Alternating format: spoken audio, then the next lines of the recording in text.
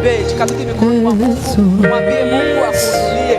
Baba, katika jina la Yesu uzima, Mfalme, umejaa neema na rehema. Bwana, unastahili Mungu kupewa sifa, unastahili kupewa sifa, kupewa utukufu, kupewa heshima. Mamlaka ni vyako Bwana. Asante Mungu kwa ajili ya wakati huu ambao natamani unihudumie, natamani uzungumze na moyo wangu, natamani uzungumze na maisha yangu.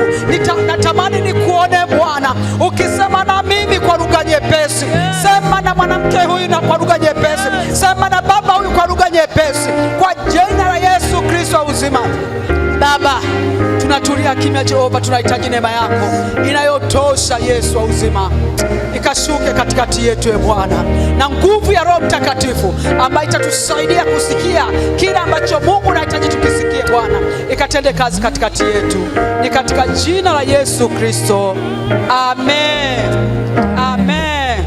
Basi ninamwalika askofu wa mahali hapa aweze kutuletea mtumishi wa Mungu. Karibu askofu.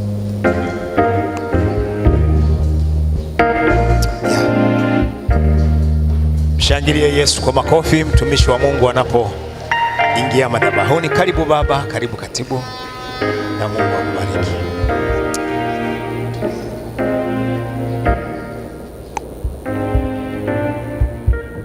Asifiwe.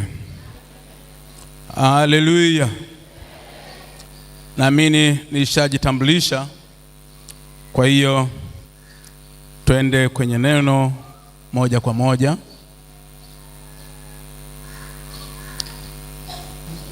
Nataka nizungumzie juu ya somo la ubatizo wa Roho Mtakatifu. Ubatizo wa Roho Mtakatifu, ama ubatizo katika Roho Mtakatifu. Tuanze hasa katika Warumi sura ile ya 8. Warumi sura ya 8 mstari wa 9.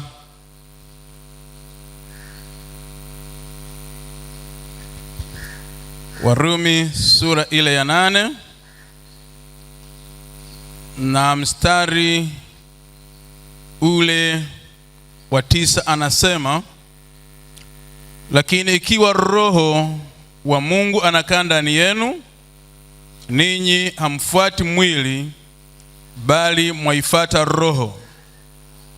Napotaka hasa ni kile kipengele cha B anachosema, lakini mtu awaye yote asipokuwa na Roho wa Kristo, huyo si wake. Mtu yoyote asipokuwa na Roho wa Kristo, huyo si wake. Na kwa nini anasema hivyo? Anasema hivyo kwa sababu tunazaliwa na Roho Mtakatifu ili tuwe wa Kristo. Na kwa sababu hiyo, kila Mkristo wa kweli ambaye ameokoka anaye Roho Mtakatifu. Kwa sababu maandiko yanasema katika Yohana sura ya 3 mstari wa 6 hadi wa 8, yanasema kilichozaliwa kwa mwili ni mwili, na kilichozaliwa kwa roho ni roho. Alafu anasema ustajabu, kwa kuwa nilikuambia hamna budi kuzaliwa mara ya pili. Upepo huvuma pendako, na sauti yake waisikia, lakini hujui unakotoka wala unakokwenda. Kadhalika na hali yake kila mtu aliyezaliwa kwa Roho. Kwa hiyo mtu ambaye ameokoka, amezaliwa mara ya pili, ameokoka, amezaliwa mara ya pili, maana yake amezaliwa na Roho. Huyu mtu anaye Roho Mtakatifu, anaye Roho Mtakatifu, kwa sababu kuzaliwa mara ya pili ndiko kuokoka. Kwa hiyo hapo kinachohitajika ili kuwa na Roho ndani yako ni kuzaliwa mara ya pili, kwa maana ya kuokoka. Na hapa ni vizuri tuone namna Roho anavyotuzaa. Tuone namna Roho anavyotuzaa. Katika Yakobo sura ya 1 mstari wa 18, Yakobo sura ya 1 mstari wa 18 anasema, kwa kupenda kwake mwenyewe alituzaa sisi kwa neno la kweli, tuwe kama limbuko la viumbe vyake. Sasa hapa tunaona tena anasema Mungu ametuzaa kwa neno lake. Anasema kwa kupenda kwake mwenyewe alituzaa sisi kwa neno la kweli, ili tuwe kama limbuko la viumbe vyake. Kwa hiyo kuna ushirika wa Roho na neno katika kuzaliwa mara ya pili. Katika kuokoka kuna ushirika wa Roho na neno ili muamini apate kuzaliwa mara ya pili. Lakini kuna jambo la tatu linalohitajika, kwa sababu tuna uhitaji wa imani. Tunahitaji wa imani, neno na Roho vipate kufanya kazi, kwa sababu maandiko yanasema tumeokolewa kwa imani. Tumeokolewa kwa imani.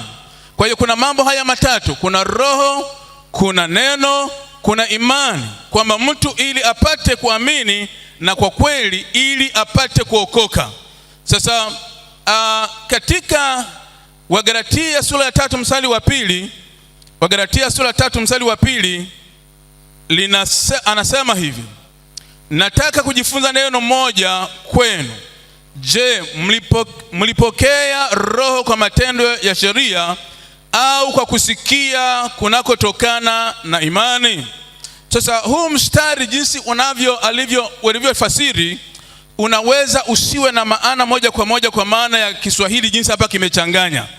Lakini nimetafuta katika toleo lingine kwa maana fasiri nyingine ya Kiswahili kwenye Biblia ya Neno. Kwenye Biblia ya Neno anasema hivi: nataka nijifunze neno moja kutoka kwenu. Je, mlimpokea Roho wa Mungu kwa kushika sheria au kwa kuyaamini yale mliyosikia?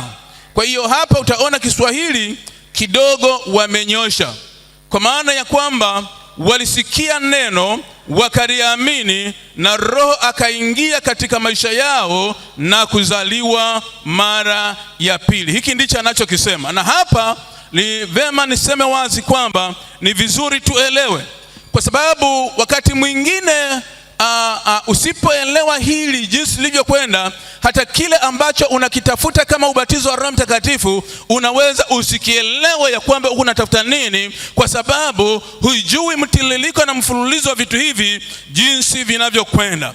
Kwa hiyo anasema ili mtu aweze kuokoka, ili mtu aweze kuokoka anahitaji neno, anahitaji kuamini, na anahitaji Roho Mtakatifu ashuke juu ya kinachoamini ili apate kuzaliwa mara ya pili, na kwa jinsi hiyo Roho wa Mungu aweze kuingia ndani ya maisha ya mtu huyo. Bwana Yesu asifiwe. Haleluya. Okay. Sasa swali moja ambalo utajiuliza kama ninasema ya kwamba kila aliyeokoka na Roho Mtakatifu ni hili, kwamba kama kila Mkristo ana Roho Mtakatifu, kwa nini tena ubatizo wa Roho Mtakatifu? Kimsingi jibu la swali hili limo katika maana ya neno ubatizo na kuzaliwa, kwa sababu haya maneno yana maana tofauti. Moja ni kuzaliwa kwa Roho, nyingine kubatizwa katika Roho. Kwa hiyo kuzaliwa kwa Roho, kuzaliwa kunamfanya Roho kunafanyika ndani ya roho ya muamini. Kuzaliwa kunaleta Roho wa Mungu ndani ya muamini. Kuzaliwa kunafanyika ndani ya roho katika utu wake wa ndani, na kunaleta Roho wa Mungu ndani ya maisha ya muamini. Jambo hili limenenwa katika Yohana sura 14 mstari wa 16 hadi 17. Katika Yohana sura 14 mstari wa 16 mpaka 17 anasema, nami nitamwomba Baba, naye atawapa msaidizi mwingine ili akae nanyi hata milele.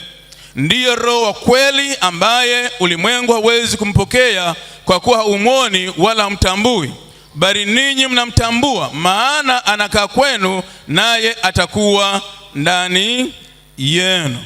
Kwa hiyo hapa nawaeleza ya kwamba anasema Roho wa Mungu anakaa ndani yao. Na msomaji mzuri wa Biblia atakumbuka ya kwamba hata wakati Yesu alipotaka kuondoka, alipofufuka, aliwavuvia wanafunzi wake akawaambia, pokeeni Roho Mtakatifu. Unaweza ukaona hiyo katika Yohana 20:22. Lakini hata baada ya kuwavuvia, bado akawaambia tena ya kwamba wasiondoke pale mjini, wakae hadi wavikwe uwezo utokao juu. Sasa unaweza ukajiuliza, kama aliwavuvia kwamba wapokee Roho Mtakatifu na baadaye akawaambia kwamba wakae mjini mpaka wapokee uwezo tokao juu, kwa nini hakuwaruhusu watoke? Ni kwa sababu mambo haya mawili yanatofautiana.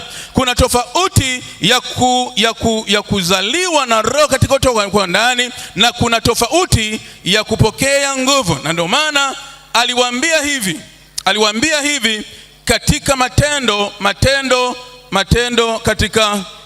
katika Matendo sura ya kwanza mstari wa 4 mpaka wa 5, akasema, hata alipokuwa amekutana nao aliwaagiza wasitoke Yerusalemu, bali waingoje ahadi ya Baba, ambayo mlisikia habari zake kwangu, ya kwamba Yohana alibatiza kwa maji, bali ninyi mtabatizwa katika Roho Mtakatifu baada ya siku hizi chache.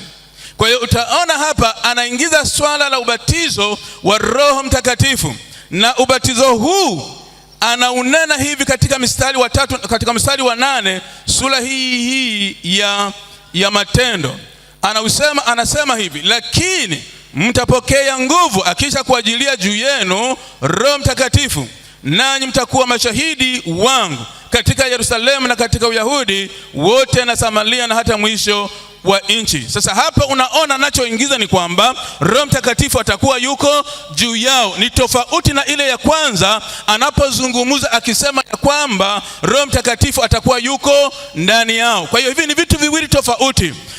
Ubatizo wa Roho unahusu Roho Mtakatifu kuja juu ya maisha ya mtu, kwa maana ya kwamba neno ile ubatizo, tunaposema ni ubatizo, maana yake ni kama vile sisi tulivyobatizwa, tukazamishwa, tukafunikwa, tukaingia ndani ya maji. Na kwa mfano huo tunazamishwa, tunafunikwa na Roho Mtakatifu. Huo ndio ubatizo wa Roho Mtakatifu. Ni tofauti na tendo lile la kwanza ulipookoka, Roho wa Bwana akaingia ndani ya maisha yako. Kimsingi Roho wa Bwana anapoingia ndani ya maisha yako, anashughulika na tabia zako. Ndio maana ulikuwa na kiu ya dhambi, kiu ikapotea kwa sababu ya kuokoka. Lakini tunapozungumza habari za ubatizo wa Roho Mtakatifu, tunaongelea ule uwezo kuvikwa nguvu za Mungu ili upate kutumika. Haleluya, haleluya. Tunaongelea uwezo ambao Mungu anaweka katika maisha yako ili upate kutumika, lakini vile vile ili upate ushindi juu ya dhambi. Huu ndio ubatizo. Unapokuja katika maisha yako, unapewa nguvu, unapewa uwezo wa kuweza kusimama katika mambo ambayo usingeweza kusimama ndani yake kama ungelikuwa hujavikwa hizo nguvu. Mtapokea nguvu akisha kuajilia juu yenu Roho Mtakatifu, nanyi mtakuwa mashahidi. Ninaamini ya kwamba utakuwa sasa unaanza kuona kile tunapozungumza kwamba tunaposema tumezaliwa kwa Roho na tunaposema tumebatiza kwa Roho. Makusudi ya kuzaliwa kwa Roho ni kushughulika na tabia zako za ndani, kuondoa ile kiu ya dhambi, kumtambulisha Mungu ndani yako ya kwamba kuna kitu kimetendeka na kuna maisha mapya ambayo yameingia katika moyo wako. Lakini tunapozungumza swala la ubatizo wa Roho Mtakatifu, ubatizo katika Roho Mtakatifu, tunazungumzia uwezesho kwamba kisha kuja juu yako unapewa uwezesho wa kuweza kutumika, unawewa uwezesho wa kuweza kushinda dhambi kwa sababu ya wewe kuingizwa, kufunikizwa katika Roho Mtakatifu. Okay.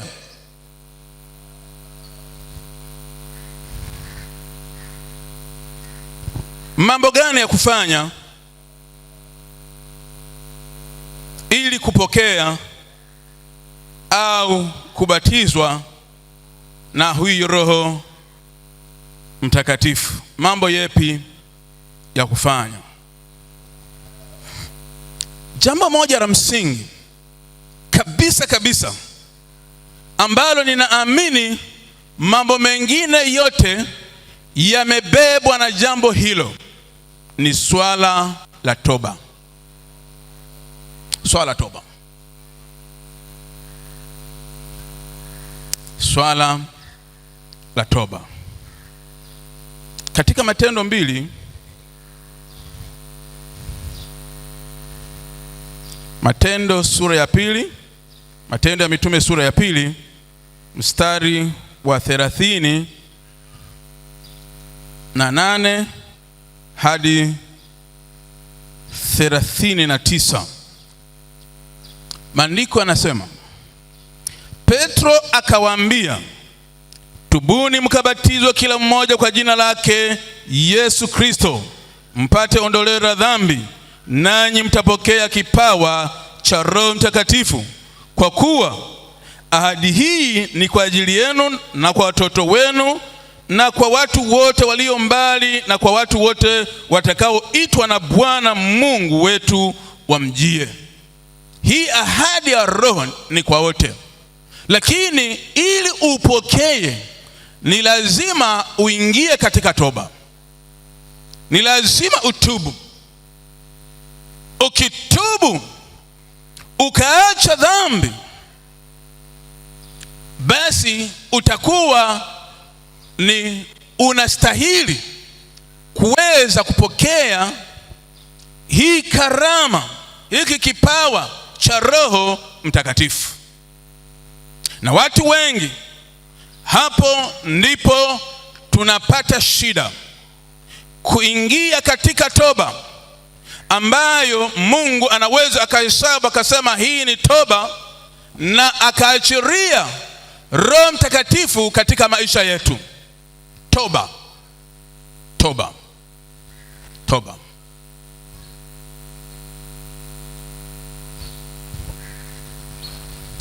Katika, ngoja nikuonyeshe ni kitu gani kinachohusu hii swala la toba jinsi kilivyo.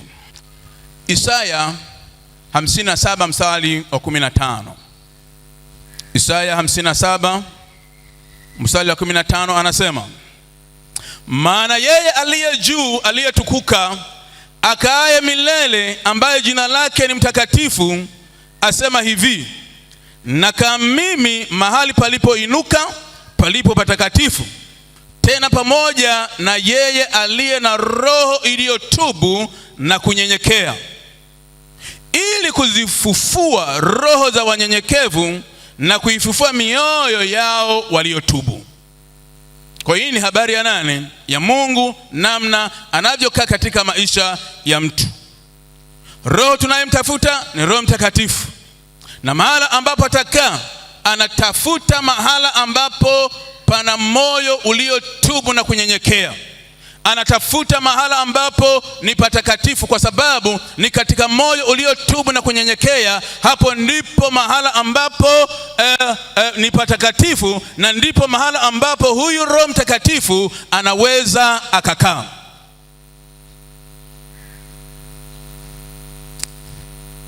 Roho iliyotubu na kunyenyekea. Okay.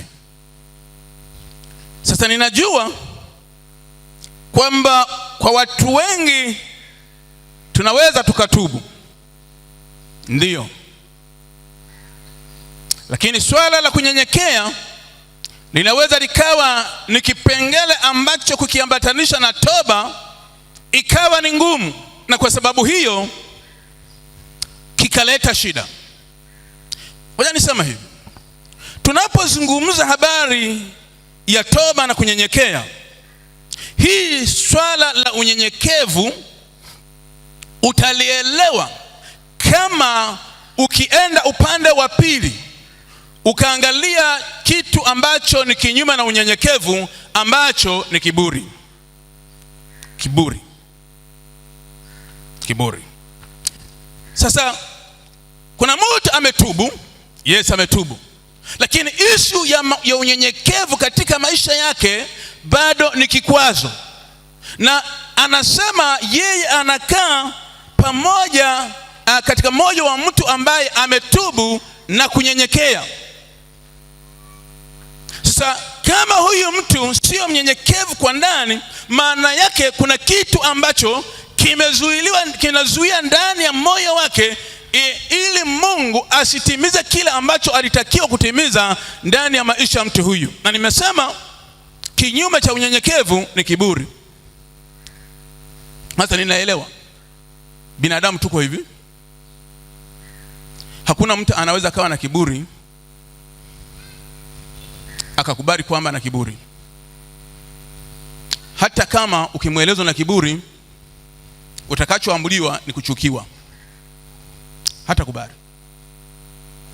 Lakini tunajipimaje kwamba tuna kiburi? Moja vitu ambavyo unaweza ukatubu na usinyenyekee na ukajipima ukaelewa imo katika matokeo ya kuwa na kiburi. Kwanza, majivuno yatakuwepo. Majivuno yatakuwepo. Majivuno yakujaje? Majivuno yako hivi, kuna wakati unaweza kama wamama mlivyopendeza hivyo ukavaa vizuri, alafu kisha vaa vizuri kaangalia, ukafika mahala ukaangalia wale ambao mko nao pale, alafu kasema lakini yule hakutoka kama mimi hii ni vizuri zaidi. Mimi hii ni vizuri zaidi. Majivuno. Unanielewa? Majivuno. Unasema yani mimi hapana, mimi ni zaidi kabisa. Okay. Lakini jambo lingine ambalo huwa linaleta unaweza kujipima ni kiburi. Amini ni mafanikio. Katika kufanikiwa kwako, kweli unaweza ukabaki vile ulivyo, ama imezua mgogoro katika mahusiano yako kwa sababu ya mafanikio ulionayo. Bwana sifiwe. Mafanikio. Ukiona unaweza ukafanikiwa na bado ukabaki vile ulivyo, ndani yako kiburi hakipo. Lakini kama unaweza ukafanikiwa ukainuka katika mafanikio yako ikaanza kuleta shida na dhiki katika mahusiano yako. Ngoja niseme kwa mfano, watu wale ambao wako kwenye ndoa. Mama, kama unaweza ukawa na fedha kuliko mume wako, bado unaweza ukasubmit, bado unaweza ukanyenyekea, ukakaa ukasema huyu ni mume wangu. Au utasema wewe ni zaidi, na utazua maneno juu ya mmeo kwa sababu ya mafanikio ya kifedha ulionayo. Kama utazua maneno juu ya mwenzio kwa sababu ya mafanikio ulionayo, tafsiri yake ni kwamba umeota nini? Kiburi. Kwa hiyo ukitaka kuelewa ya kwamba una kiburi, si tu katika neno kiburi, angalia katika haya ambayo yanatokana na moyo huu ambao hauwezi kunyenyekea. Kuna majivuno, umefanikiwa, umeanza kujihesabu. Ninawasikiaga huo mnasemaga fulani siku hizi mtu wa matawi ya juu. Ina maana gani hiyo? Matawi ya juu maana yake ni nini? Huyo sio kama sisi. Na kama ni mtu mwenyewe, afadhali wa kuita matawi ya juu kuliko kujiita mimi ni mtu wa tawi ya nini? Matawi ya juu. Maana yake unahesabu, nasema wewe umechomoka, hauko kama wale. Na kama ni kwenye ndoa, ukisha kufanikiwa unataka utawale.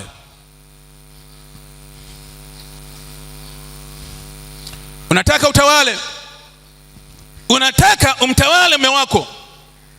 Na hili swala la mahusiano, hili ni swala kutengeneza moyo, hili ni swala la kuandaa mazingira mahala ambapo Roho wa Bwana anaweza akashuka kaa, kwa sababu anasema yeye ni mtakatifu, anakaa mahala palipo patakatifu katika moyo ya mtu aliyetubu na kunyenyekea. Kwa hiyo hili ni swala kusafisha moyo. Usiseme ya kwamba niko nasema hili ni swala la kusafisha moyo ili Roho wa Bwana apate mahala pa kukaa.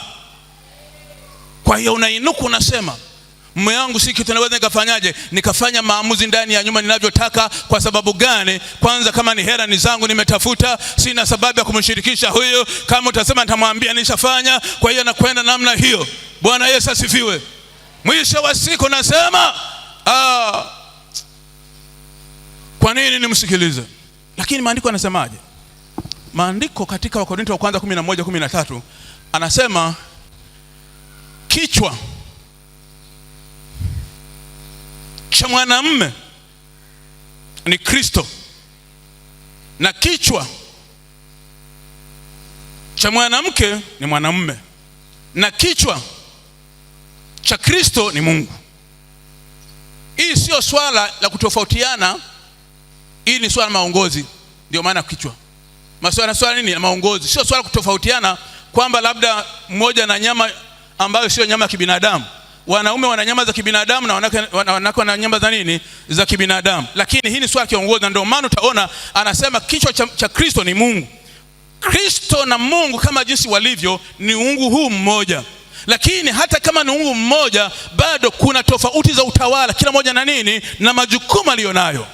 Kwa hiyo anaposema Kristo, kichwa cha Kristo ni Mungu, hana maana ya kwamba Kristo ni mdogo kuliko nani? Kuliko Mungu, kwa sababu yeye mwenyewe ni nani? Ni Mungu. Ni issue tu ya kutawala. Lazima tufike mahala kile ambacho maandiko yanatufundisha kiutawala, tutembee na kitu cha namna hiyo. Kwa hiyo usitake kuwa kichwa mahala ambapo sio nini? Sio kichwa.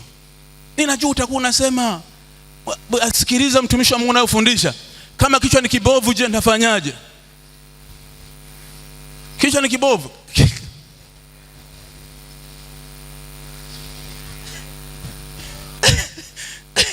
Kichwa hakiwezi kuwa kibovu. Bwana Yesu asifiwe. Kichwa hakiwezi kuwa kibovu. Sema tu yamkini hujafanya yanayokupasa ya kuweza kugeuza hicho kichwa kisiwe kibovu. Mimi ninaamini mwanamke ana nguvu za kuweza kudhibiti mambo na yakaenda vile anavyotaka, lakini shida ni kuelewa ule mfumo wa kuweza kufanya ili aweze kudhibiti. Naomba usome pamoja na mimi katika Petro wa kwanza sura ya 3 mstari wa 1 na wa 2. Anasema hivi: kadhalika ninyi wake watiini waume zenu, kusudi ikiwa wako wasioamini neno, wavutwe kwa mwenendo wa wake zao pasipo lile neno, wakiutazama mwenendo wenu safi na wahofu. Neno la Mungu kwetu katika misali ni hii: mama, jifunze kunyenyekea hadi uwe ujumbe. Jifunze kunyenyekea hadi uwe nini? Ujumbe, hadi uwe ujumbe. Learn to submit until you become a message. Ni kitu gani tunajaribu kusema hapa? Kama kweli maandiko yanasema mme wa mtu, mwanamke ambaye ameokoka, anaweza akamvuta mmewe akaokoka, sio kwa sababu ya neno alilosikia, lakini kwa sababu ya mwenendo wa mke wake. Maana yake huyu mke amegeuka, amekuwa ni ujumbe kwa nani? Kwa mme wake. Je, mme wako anapokuangalia anaona ujumbe? Anaona ujumbe ama anaona kitu kingine? Kwa sababu anaposema huu ujumbe ni vile anasema ni ujumbe ambao atauona kwa kuangalia mwenendo wako safi. Anapoangalia mwenendo wako safi, anajifunza kitu. Anapoangalia mwenendo wako safi, anasema hapa kuna kitu cha kuiga. Na mwisho wa siku anasema unamvuta, anakuja na yeye kwa Bwana pasipo neno. Sasa swali ni hilo, je, wewe kabisa katika moyo wako ukijipima na ukiangalia katika mahusiano yako ulio nayo, je, wewe ni ujumbe? Kwa sababu ni lazima ufike mahala pa kuweza kutii, ukageuka ukawa ujumbe hai ambao unatembea. Mtu akiangalia akasema napaswa kujifunza maisha ya mtu huyu, akiangalia akasema huyu napaswa kujifunza maisha yake. Ukawa ni mtu ambaye unaweza ukajifunza, watu wakajifunza kwako kwa sababu ya mwenendo wako mwema ulio nao. Ni rahisi kusema kitu ni kibovu, lakini je, umefanya sehemu yako? Ni rahisi kusema huyu mume sijueje. Je, umefanya sehemu yako? Sikiliza, ninazungumza hili si kwa sababu nyingine, kutengeneza moyo ambao mahala ambapo roho anaweza kukaa.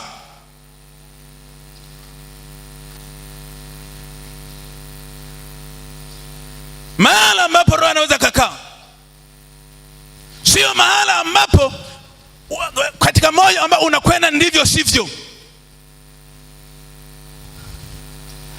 Moyo ambao unakwenda ndivyo sivyo.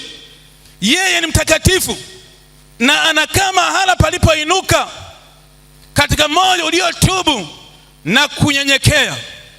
Na bahati mbaya wapendwa, kama utaenda katika hii hali kunyenyekeza, kama nilivyosema kwenye mafanikio, kuna swala la kujikuza. Na maandiko yananiambia Mungu huwa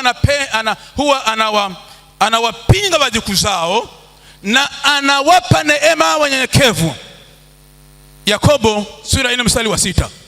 Mungu anawapinga wajikuzao, anawapa neema wanyenyekevu. Kwa hiyo swala la kujikuza katika maisha yako lazima ligeuke wapendwa, liwe mtu ambaye akiangalia ni mahala pa mtu ambaye amenyenyekea. Wapendwa, kunyenyekea sio kwamba huna nguvu. Kunyenyekea sio kwamba wewe sio mtu. Kunyenyekea sio kwamba wewe hauna nguvu, sio kwamba wewe hauna uwezo. Hiyo ni hali ya moyo jinsi ilivyo, ambayo inaweza ikashuka mahala ambapo ilipaswa kuinuka, lakini ndani yake kuna nguvu ya mageuzi ndani ya moyo huo, kwa sababu ya yule ambaye anayeona na kusema, tazama huyu mama, tazama huyu ndugu, angalia jinsi alivyo. Hakika ninahitaji hicho ulicho nacho katika maisha yako. Hilo ndilo pambo la ndani. Hilo ndilo pambo la ndani. Mahala ambapo Bwana akiangalia anasema, hapa lazima nishuke, hapa lazima nikae, hapa lazima niweke kiti changu cha enzi. Moyo huo.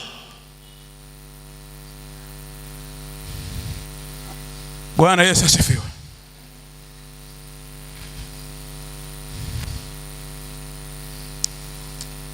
Jambo lingine ambalo huwa nilikuta katika swala hili la toba, na tunatembea katika hali ya dhambi, hatujui hali ya dhambi, ni manunguniko.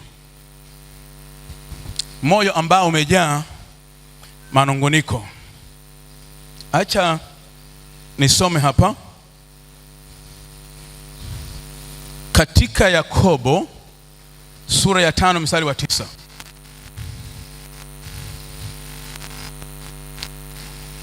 Yakobo sura ya 5 na mstari ule wa 9 anasema, ndugu, msinungunikiane msije mkahukumiwa. Angalieni, mwamuzi amesimama mbele ya mlango. Ndugu, twaeni manabii walionena kwa jina la Bwana, wawe mfano wa kustahimili mabaya na wa uvumilivu. Angalieni, twawaita heri wao waliosubiri. Mumesikia habari ya subira yake Ayubu, mmeuona mwisho wa Bwana, ya kwamba Bwana ni mwingi wa rehema, mwenye huruma. Siku zote Mkristo anapaswa kuongoza na neno hili, kwamba mwisho wa Bwana huwa ni mwema, na anasema tusinungunikiane. Sasa ninajua tukisema swala la kuwa na manunguniko kwa watu wale ambao huwa hatufahamu kitu hiki, unaweza ukajifariji ukasema ulikuwa na haki ya kunungunika. Kunungunika maana yake nini? Ni kutokutosherezwa, kutokutosheka. Hivi vitu huwa vinaleta manunguniko. Unajiuliza swali, kwa nini huyu? Kwa nini sio mimi? Kwa mfano kitokea kitu, kwa nini huyu? Kwa nini sio mimi? Kwa nini mimi nifanyiwe hivi? Kwa nini nitendewe hivi? Ukisikia maswali ndani yako yanapita kwa nini, unajua unakoelekea ni katika hali ya kunungunika. Na maandiko yanasema tusinungunikiane. Tunachostahili kuwa nacho ni kuwa watu ambao ni wavumilivu hata katika mabaya. Maana anasema twawaita heri wao waliosubiri. Angalieni subira yake Ayubu. Ni kweli kwamba alifika mahala Ayubu ambapo palikuwa ni pazito. Umepoteza mali, umepoteza watoto, kila kitu kimeondoka. Alikuwa na sababu ya kunungunika, lakini huyu bwana alisubiri, hakunungunika. Aliendelea kumwamini Mungu, na mwisho wa siku, mwisho wake alirudishiwa maradufu ya vile alivyokuwa amepoteza. Bwana Yesu asifiwe. Shida hii wapenda katika mioyo yetu iko hivi: hutoisha tu kumnungunikia mtu. Kama ni mume atamnungunikia nani? Mke. Kama ni mke atamnungunikia mume. Kama ni watoto watamnungunikia nini? Wazazi. Sawa. Lakini athari yake ile unanungunika, wapendwa, ni kitu kibaya sana mbele za nani? Mbele za Mungu. Na bahati mbaya, isha kunungunika ni kitu pekee ambacho unaweza kuangamia huku nasema uko sahihi. Sawa? Kwa sababu kisikia mtu ananungunika haina maana ya kwamba hakuna tatizo. Wali kwenye maagano la kale kuna maana pameandikwa hivi: Wayahudi walimnungunikia Mungu na nani? Na Musa. Kwa nini walimnungunikia Mungu na Musa? Kwa sababu ya maisha waliokuwa nayo. Njaa silikuwa ni halali jamani? Njaa silikuwa ni halali. Lakini walipoanza kusema sisi tuna njaa, sisi tuko hivi, kwa nini umetuleta nini kwenye mioyo yao? Kwa nini hivi? Wakamnungunikia Mungu na Musa, na Mungu akawaua baadhi yao kwa sababu ya nini? Manunguniko. Sio kwamba palikuwa hapana tatizo. Tatizo lilikuwepo, lakini jinsi walivyoamua kusolve tatizo ndo iliingiza tena, lilizua tatizo lingine. Kwa hiyo mioyo yetu kama itakuja iwe mahala safi, ni lazima tufike mahala ambapo tunaweza tukaondoa manunguniko ndani ya maisha yetu, ndani ya mioyo yetu. Mioyo yetu isiwe na manunguniko. Tumpe nafasi Mungu ashughulike na matatizo tuliyo nayo, lakini sio kunungunika. Inawezekana, kwa sababu sisi sio, matatizo tuliyo nayo, wapendwa, sisi sio kwanza kuyapita. Tunapita katika vitu ambavyo wengine walipita na wakashinda. Kwa nini sisi tupite tusishinde?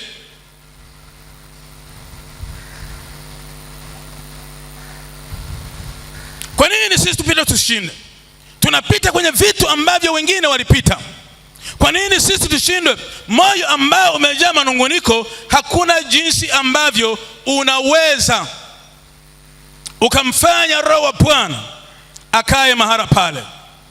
Kwa hiyo nimesema hili ni jambo muhimu, swala la toba katika maeneo haya, tukitafuta usafi wa moyo ili tumruhusu Bwana aweze kukaa katika mioyo yetu, tuweze kupokea ile kipawa cha Roho katika maisha yetu, ule ubatizo uje juu ya maisha yetu, kwa sababu tumejisafisha, tumejitakasa, tumekuwa safi mbele zake, na kwa kuwa yeye ni mtakatifu anaweza akakaa. Bwana Yesu asifiwe. Jambo la pili ni kuomba.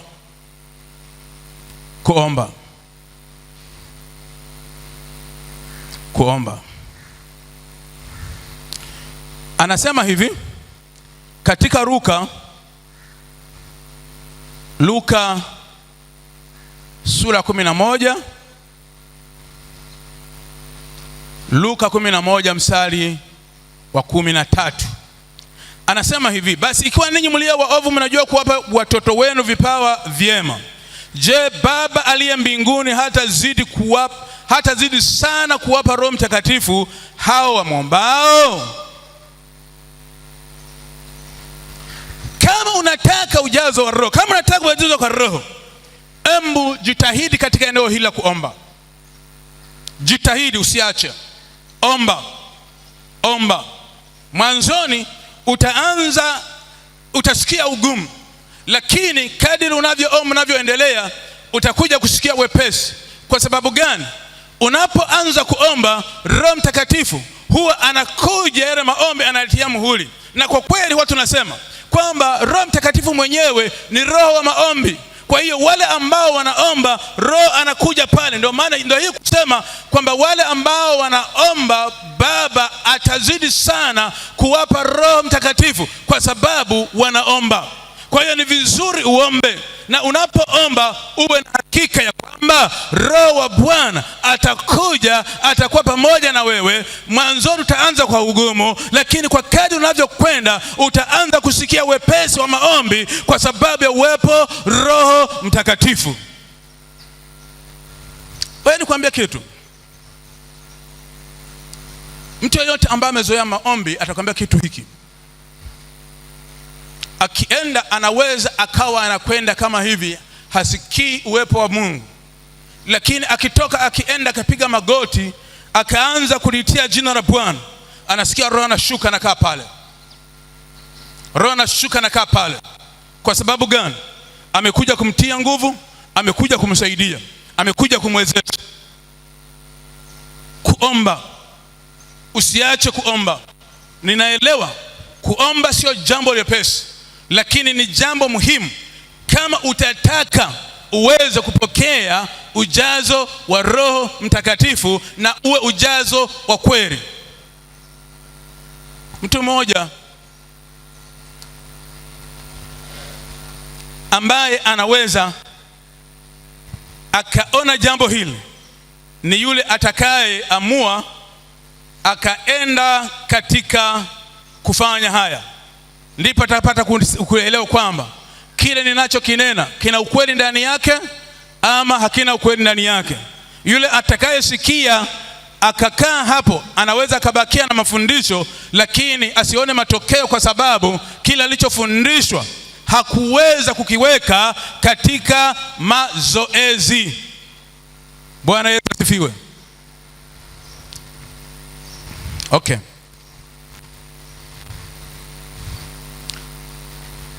Jambo la tatu ni kumtii Mungu. Utii kwa Mungu.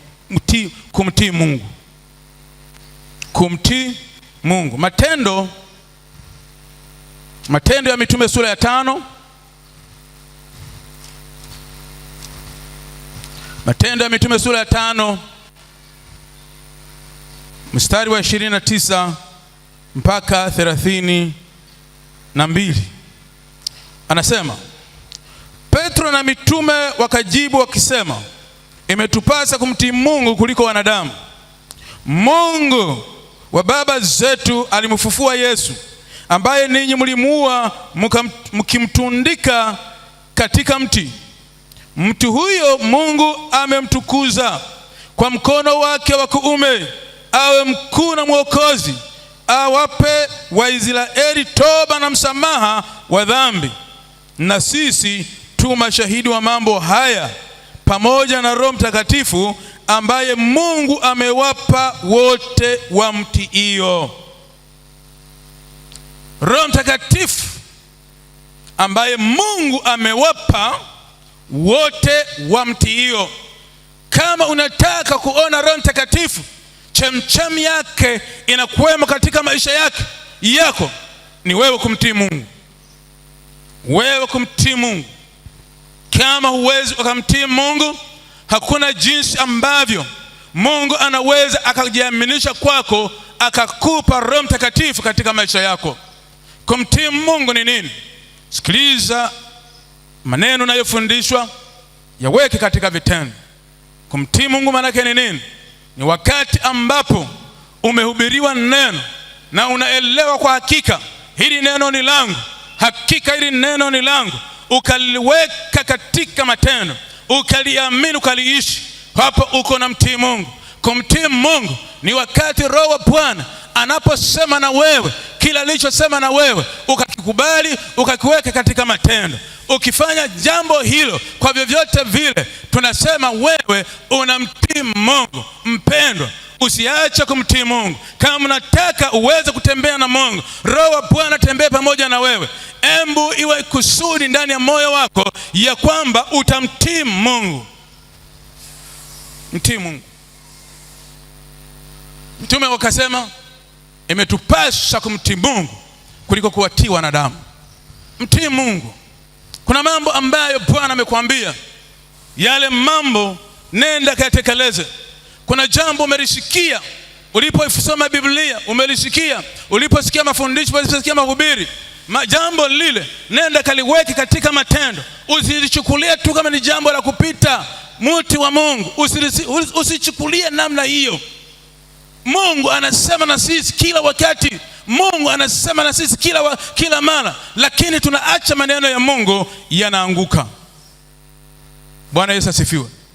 Nilikuwa siku moja mahala fulani nafundisha, nikawa katika kufundisha nikasema, wakati mwingine unaweza ukaamka asubuhi umelala na huko na mpango siku ya kufunga, na ukiamka asubuhi unataka unywe chai kama ulivyozoea, ukasikia ndani yako panagoma, panakwambia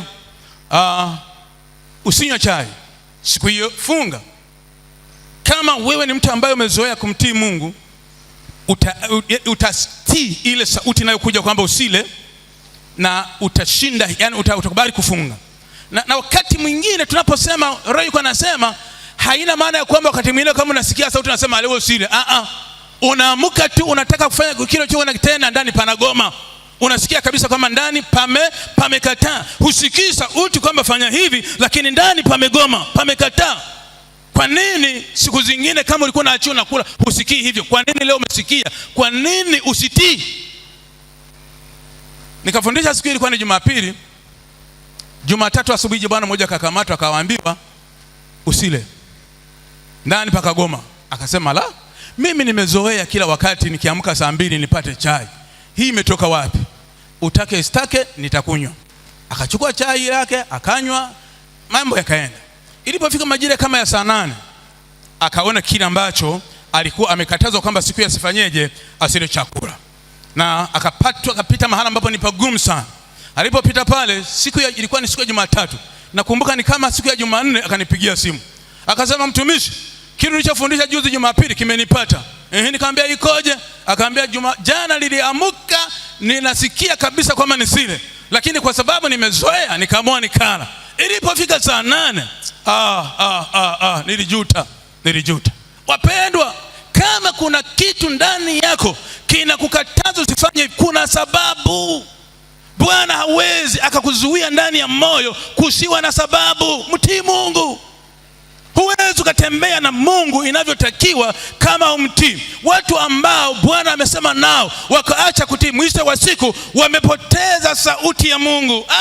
Rikote. Wamepoteza sauti ya Mungu. Kwa sababu gani? Kwa sababu ya kutokutii.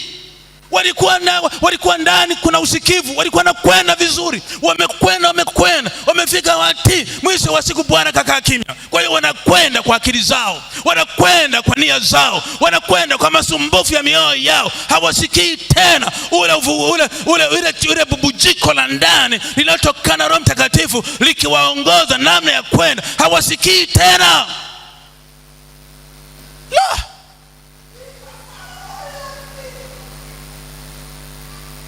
Ikata. Hawasikii tena. Na ni huzuni Mkristo kupoteza sauti ya Mungu katika maisha yake, kupoteza hali ya ndani, ikazima, ikawa kama mufu. Rikote eke yanda katalabaku. Ni hatari. Ni hatari. Mtii Mungu. Mungu anasema na sisi, lakini hatutaki. Mungu anasema na sisi, lakini hatusikii. Tumeshazoea kwenda kwa mazoea na njia zetu jinsi ilivyo. Hatuwezi tukafika mahala tukaenda na Roho wa Bwana kwa jinsi hiyo. Ni lazima tugeuke.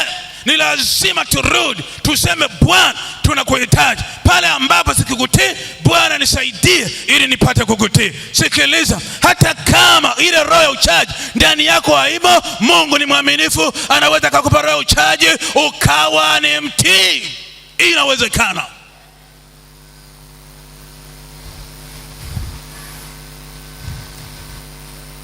Bwana Yesu asifiwe.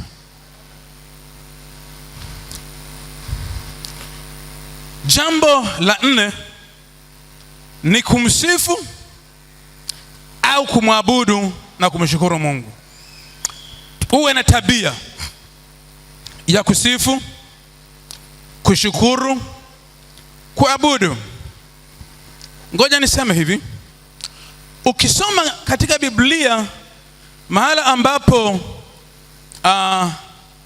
Roho Mtakatifu alikuwa anawajilia na wakanena, utaona mambo ambayo waliokuwa wanafanya. Kwa mfano katika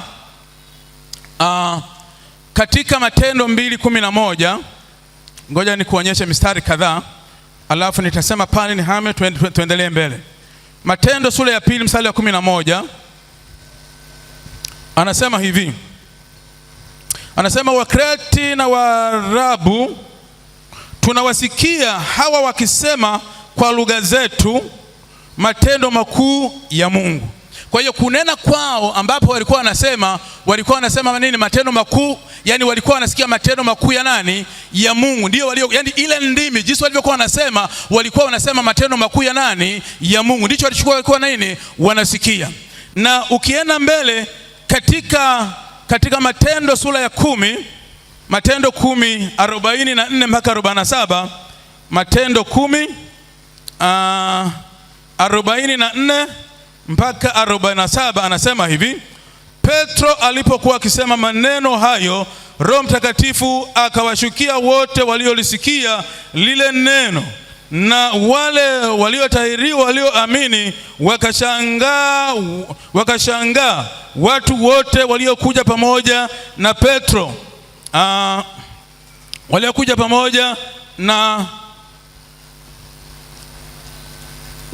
pamoja na Petro, kwa sababu mataifa nao wamemwagiwa kipawa cha Roho Mtakatifu, kwa maana waliwasikia wakisema kwa lugha na kumwadhimisha Mungu. Ndipo Petro akajibu, ni nani awezaye kuzuia maji hawa wasibatizwe, watu waliopokea Roho Mtakatifu vile vile kama sisi? Kwa hiyo hawa nao walikuwa wanamwadhimisha nani? Wanamwadhimisha Mungu. Kwa hiyo kunena kwao walikuwa wanamwadhimisha. Kumwadhimisha, haya ni mambo ya kuabudu, haya ni mambo ya kusifu. Walikuwa wananena sifa za Bwana. Mahala fulani Petro anasema, kama ukibariki kwa Roho mtu ambaye ameketi mara pa mjinga atasema amina, ama kwamba kama unashukuru kwa Roho. Kwa hiyo haya mambo ya kushukuru yakiwa ndani ya moyo wako, Roho Bwana atapata nafasi nafasi katika moyo wa mtu ambaye amezoea kushukuru. Mtu ambaye amezoea kushukuru anatupa nje huzuni ndani ya moyo, inaondoka, na kwa jinsi hiyo Roho Mtakatifu anapata nafasi. Jina la Bwana libarikiwe. Bwana Yesu asifiwe. Roho wa Bwana anapata nafasi. Kwa hiyo kushukuru, kuabudu, wewe unamwazimisha Bwana, kusema matendo yake makuu, unafanya Roho wa Bwana akaribie, unafanya Roho wa Bwana aangalie, kwa sababu na kwa kweli hii ni kitu ambacho watu wengi ambao wanahitaji ujazo, wanahitaji huu ubatizo wa Roho Mtakatifu wanasahau kufanya, lakini ni nyenzo moja muhimu sana. Bwana Yesu asifiwe. Ni nyenzo moja muhimu sana, kushukuru, kumwabudu Mungu. Kama unaimba, imba sifa, imba maabudu. Kama huwezi kuimba, sema mambo ya kumwadhimisha tu, mtukuze Bwana katika moyo wako, mtukuze. Ukiwa mtu wa jinsi hiyo, unamwalika Roho Mtakatifu ashuke katika maisha yako. Ashuke kwa sababu ya tabia hii ya kushukuru ama kumwabudu ama kusifu. Vitu hivi vinamwalika Roho wa Bwana, na ni nyenzo ambayo, nirudie tena, ambayo watu wengi wameiweka pembeni, lakini ni kitu ambacho ni kizuri sana. Huwezi ukaabudu, huwezi ukasifu Bwana asishuke kuangalia. Ndio maana mahala fulani huwa mnasema ya kwamba Mungu huwa anakaa juu ya sifa za watu wake. Rikoteebo ya kataraba kundekete. Ndiyo, anakaa juu ya sifa za watu wake. Wale ambao wanaweza wakasifu, wanaweza kama amen, wanaweza wakatangaza sifa na ukuu wa Bwana, Roho wa Bwana atashuka, ataangalia, na watu wale wako katika nafasi nzuri ya Roho kuweza kushuka akawakalia, akaja juu yao, kwa sababu ya tabia hii ya kusifu.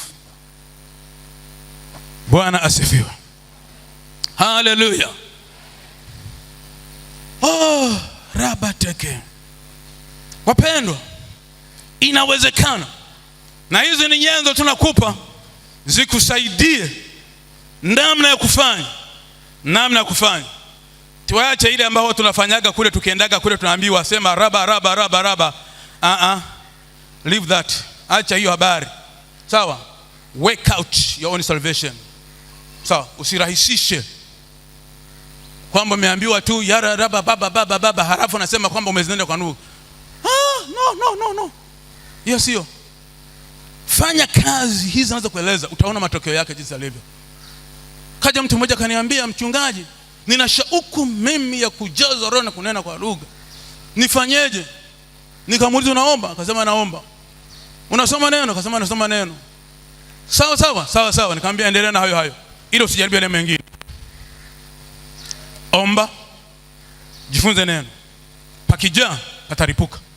Akaenda. Baada ya mwezi akanipigia, akasema, leo nilikuwa nyumbani kwangu, Bwana kanishukia, nimenena kama risali zima. Nikasema huyo ndiyo Mungu. Bwana Yesu asifiwe. Huyo ndiyo Mungu, kwa sababu ukienda ukitimiza kile kinachotakiwa, Mungu hawezi akasema uongo, atashuka tu. Na akishuka utajua. Wengi ambao mnakwenda kule mkapiga raba halafu mkatoka, inaishia hapo na hakuna kinachoendelea, kwa sababu ilikuwa ni mwangu tu ulio kunatembea nao. Bwana Yesu asifiwe. Jambo la mwisho, siwe na shida, nilipewa saa moja na nitakuwa mwaminifu. Nilipewa risali moja na kwa nini? Nitakuwa mwaminifu kabisa. Nimebakiza kama dakika 10 ama 11. Kama nazimaliza haina shida. Dawa tabaki tuembeane tu, haina shida. Shauku, jambo la 5 ni shauku ya kutaka ubatizo wa Roho Mtakatifu. Tunapojifunza haya, ni lazima uwe na shauku. Maandiko yanasema hivi, katika Zaburi ya 107 mstari wa 9, Zaburi ya 107 mstari wa 9 anasema hivi, maana hushibisha nafsi yenye shauku, na nafsi yenye njaa huijaza mema. Kwa hiyo Huwa tunasema Roho Bwana ni mpole, huwa tunasema hawezi kujilazimisha kwako. Kwa hiyo kinachotakiwa ni wewe uwe na shauku kwamba unataka ubatizo wa Roho Mtakatifu, unataka kutembea pamoja na yeye, kwa sababu andiko linaambia kwamba huwa anashibisha nafsi yenye shauku. Kama nafsi yako ina shauku, Bwana ataishibisha. Kama haina shauku, itabakia tu unasikia pembeni, lakini hakuna utakachofanyeje, utakachokiona. Hiyo ni Zaburi ya 107 mstari wa 9, ndicho anachotueleza. Na Zaburi ya 84 mstari wa 2 anasema hivi, huyu mzaburi anasema, nafsi yangu imezionea shauku nyua za Bwana, naam, na kuzikondea. Moyo wangu na mwili wangu vinamlilia Mungu aliye hai. Oh rabate. Ndiyo, angalia jinsi anavyosema, anazionea shauku nyua za Bwana, anahitaji kuwa na Bwana. Nafsi yangu inazionea shauku, halafu anasema naam, na kuzikondea.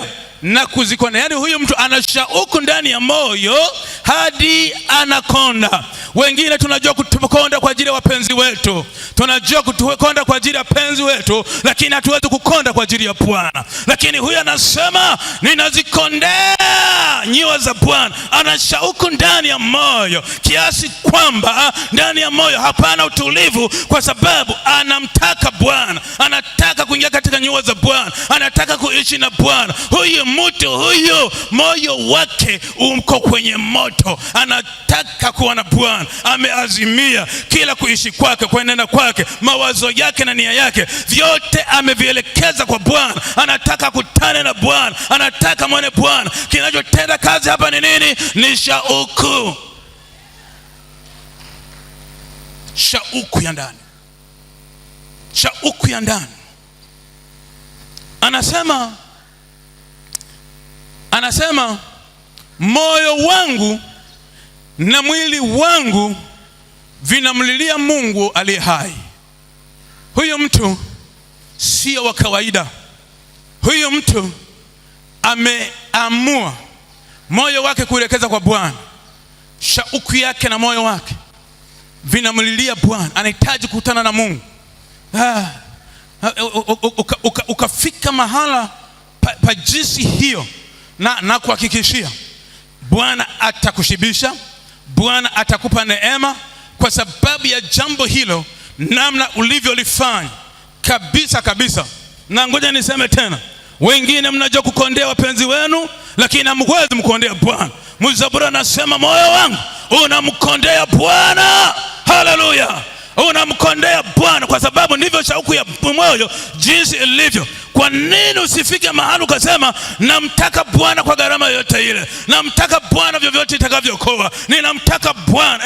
Bwana niko hapa nifundishe, Bwana niko hapa nielekeze, Bwana niko hapa nisaidie. Kwa nini usifike mahala, kama si leo ni lini? Kama si leo ni lini? Kama si wakati huu, kama si katika ibada hii ni lini tena? Kwa nini usifike mahala hapa? Tusimame.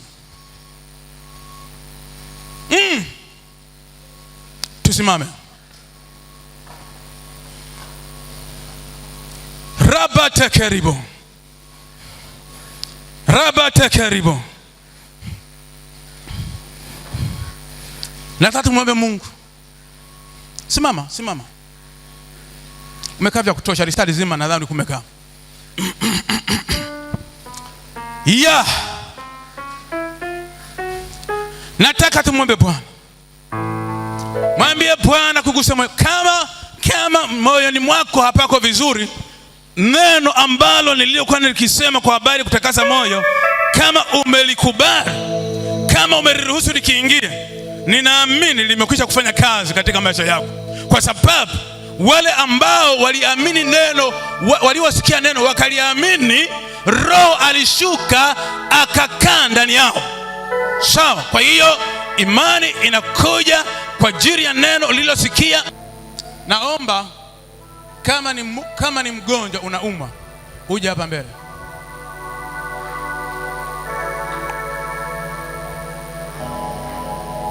Kama ni mgonjwa unaumwa, naomba uje hapa mbele.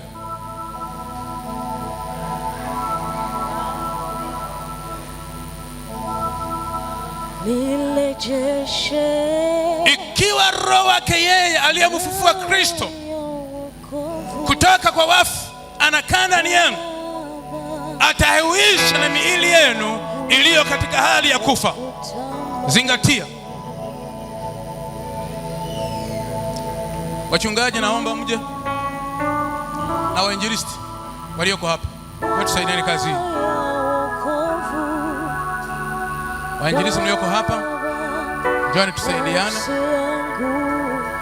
Naomba mshuke, mwekee mikono kwenye vichwa. A point of contact.